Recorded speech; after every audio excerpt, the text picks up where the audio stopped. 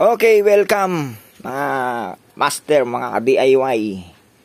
Yan, ang video ito ay para sa mga humihiling at sa mga newbie. Yan, hindi naman natin pinupwera yung mga magagaling.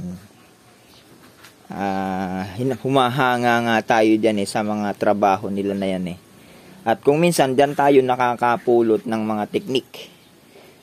Yan, shoutout natin yung may-ari. Si Ate Alpha, yan, ito, pati ito, kasama to, doon. Yan, hintay-hintay lang po. So, yung mga ginamit natin dito, ay 1x2. 1x2 yan. Yan, kinakapitan ng ating ano na yan, 1x2. Ginamit natin sa shelves, 1x1. Tapos, pinatong natin yung cladding. Yung door frame natin, 798 na screen frame. Yan. Kaya ito kasi yung yung napipili. Simple lang kasi siya, saka hindi siya masyadong malaki.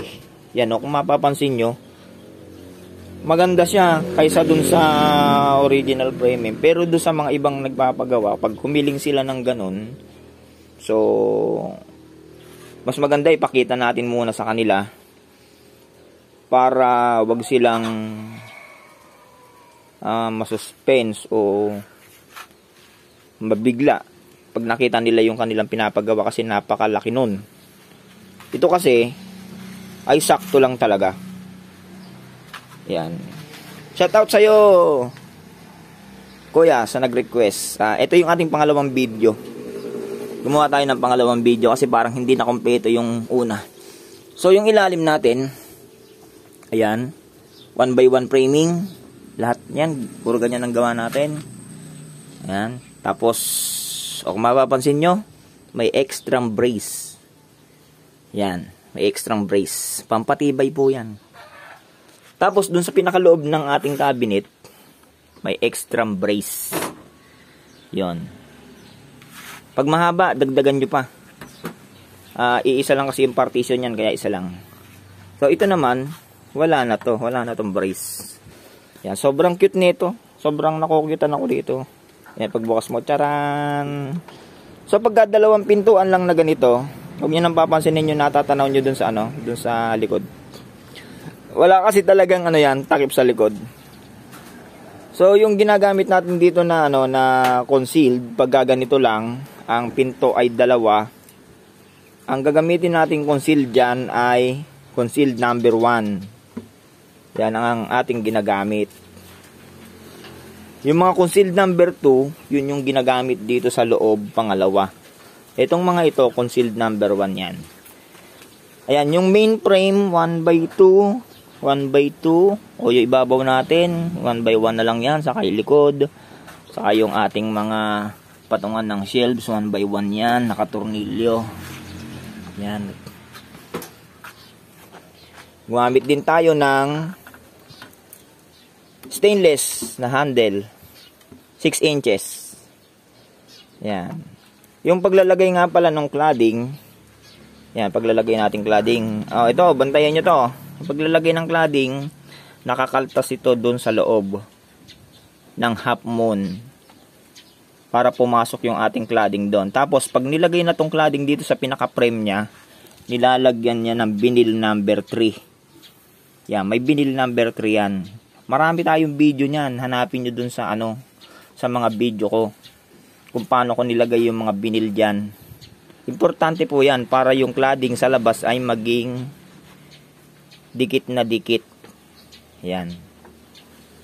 Dikit na dikit po siya. Yan. Kahit ganun pa man,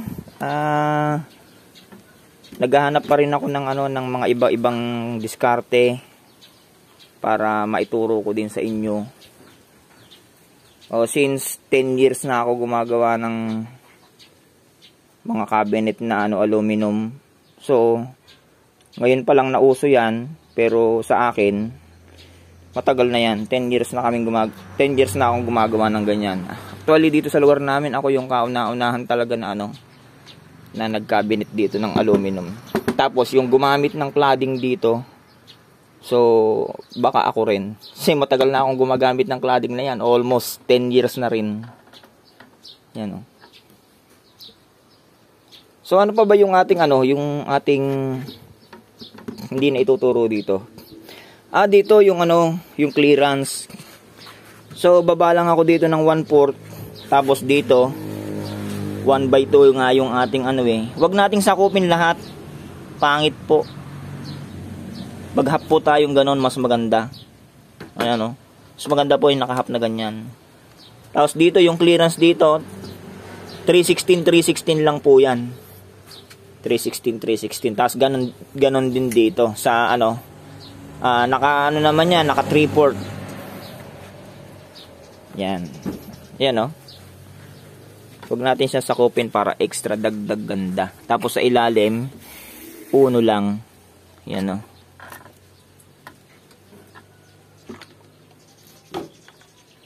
So kung nakulangan pa kayo sa ating mga video, sa ating video ngayon, i-comment lang nyo yung yung inyong katanungan at tutugunan ko yan ng agad para sa inyo. Maraming salamat po sa inyong mga manonood. Hanggang sa muli po, hanggang dito na lang po yung ating video.